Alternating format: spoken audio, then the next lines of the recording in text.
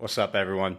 Today we're going to talk about literally how if you could just get yourself to act on things, you are always going to be ahead of like 99% of people. I learned this a long time ago, and I at one time was trying to get into the personal training world, but I found myself getting very frustrated quickly. And I for a while I just I couldn't really understand exactly what it was, but there was something when I would be, like interviewing people and or talking to potential clients, and I would be asking them these questions, or some people would come up to me just in the gym, and then they're like, or out in public in general.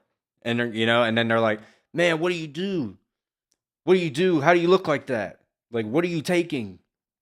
It was always that question. That's the main question I always got. Like, what are you taking? I'm like, first off, like I'm locked in, and yes, I look better than 99% of men in the room that I walk into. Just where I'm at. But like I'm not even the biggest person in the world. I'm not the biggest person by far. But just because I was in shape more than majority of the people that I was around, it was always, what are you taking? Like, I'm not taking anything. I'm going to try to stop saying like so much. That's my goal this year, is to remove the word like out of how many times I say it. But people would always ask me, "Man, like, what are you taking?" I'm like, "I'm not taking anything. Only thing I'm taking is the bullshit out of my life, that distracts me and keeps me from my goals." And that's how I always answer that question now. That's how I think everybody should answer that question when somebody asks them that question. If somebody says, "What are you taking?" I take the bullshit out of my life.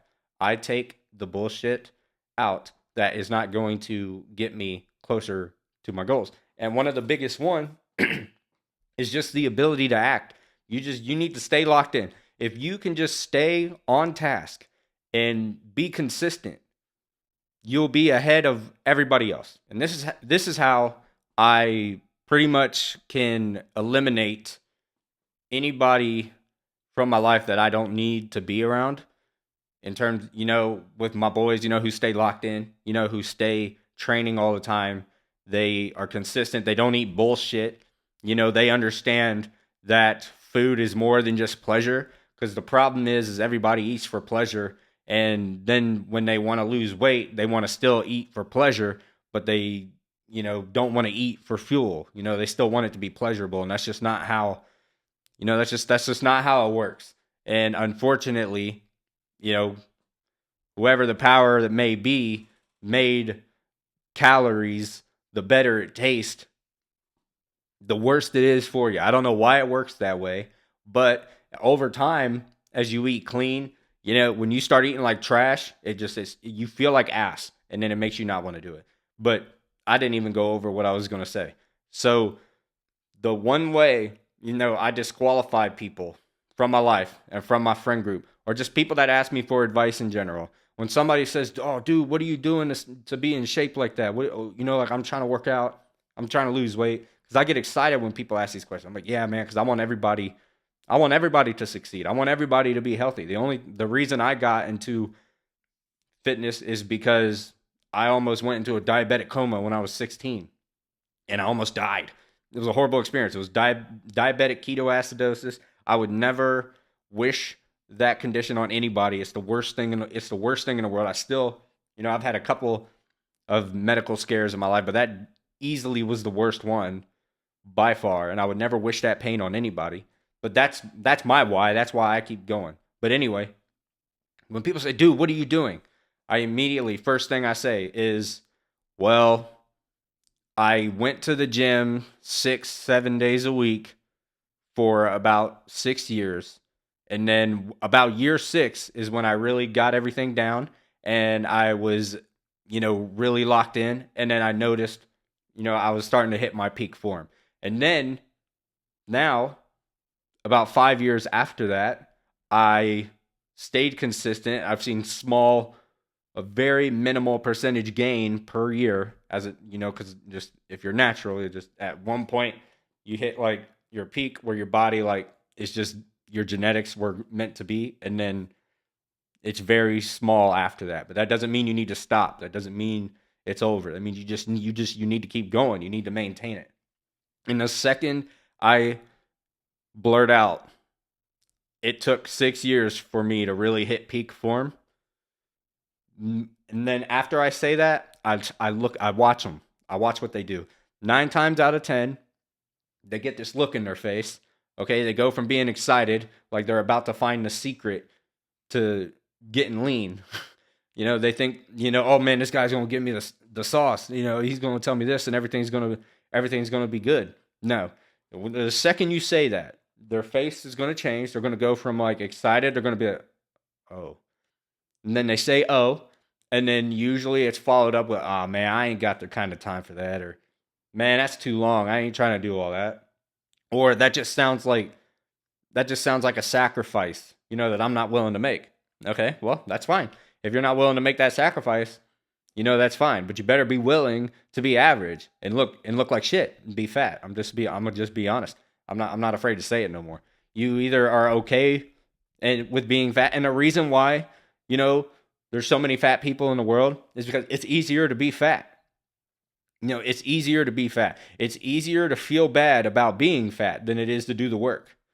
To not be fat, to be lean, to be muscular. It's harder to do. It's harder to do that. And people have decided that the mental fucking torture that people put themselves through because they hate the fact that they're overweight it's easier to deal with, and which it is.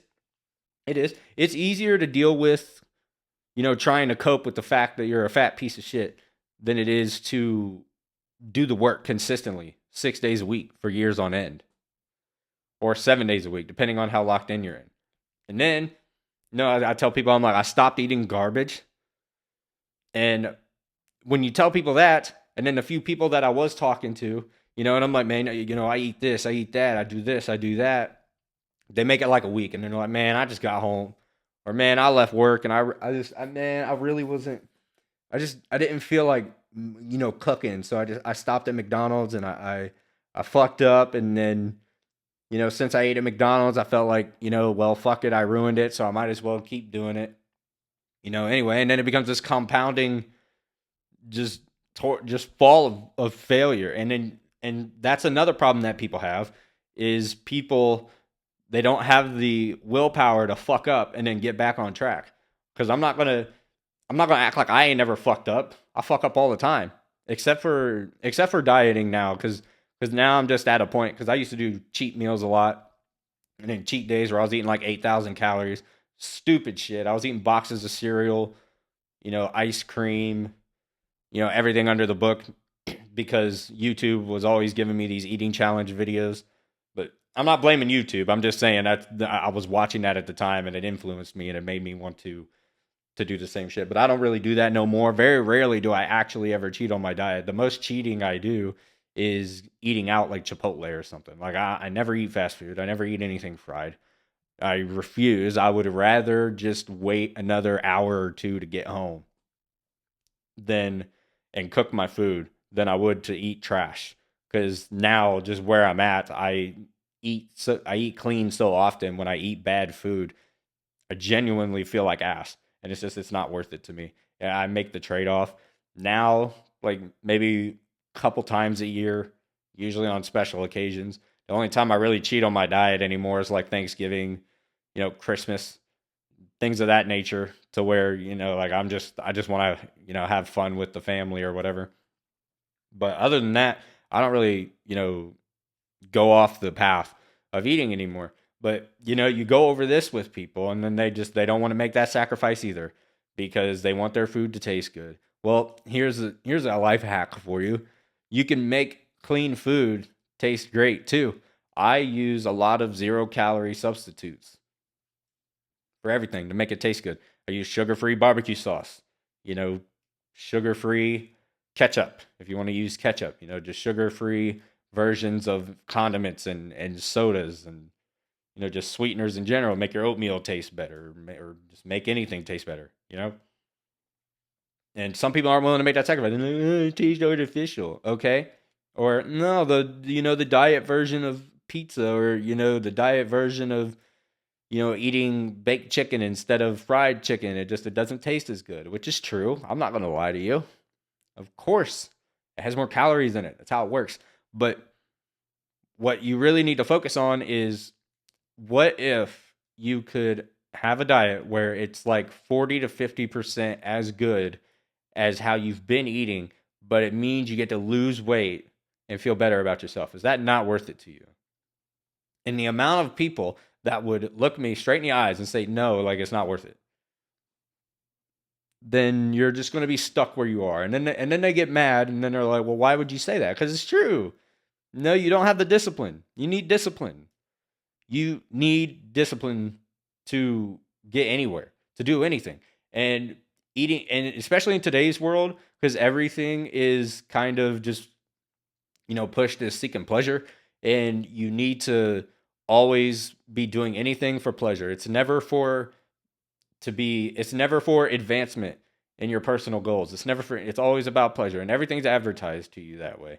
And just the diet in general now, and even the bullshit with like GLP-1s. I despise GLP-1s, and I despise how heavily advertised it is, because and some people just don't understand, anything that's advertised to you so excessively, you should be weary about anyway.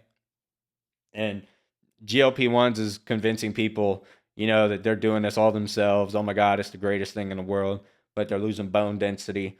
No, they're losing muscle more than anything. They look like shit. Like the, it's supposed to help you lose weight, but you can tell who's on Ozempic. The main goal is to lose weight and feel better about yourself, but you can tell who's on Ozempic by looking at them. That should be a red flag in itself. And I hate GLP-1s because now it's changed food again. And everything has the word protein on it. Everything has the word protein on it. Pop Tarts has protein on it. Cheerios has protein on it. All these different flavored yogurts has the word protein on it. Like protein everything. Protein pasta. Protein rice. Protein cupcakes. Now everything's got fucking protein in it. But if you look at the nutrition labels, still full of fat, still full of sugar, still full of stupid ingredients, processed ingredients. You're basically eating industrial chemical sludge. David protein bars, for example. I tried one of those and I wanted to fucking yeet myself off a fucking cliff. They're fucking disgusting, and they look like literal dog shit. Like, first time I opened one of those and I seen it, I was like, what the fuck am I looking at? But that's about all I got for today, man. Just a little speech on, you need to be willing to make sacrifices.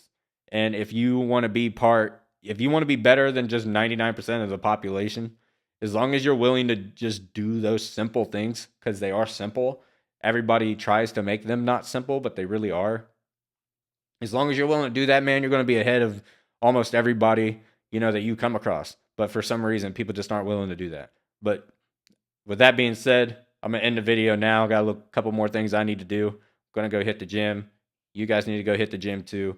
I'm going to talk to y'all later. Peace.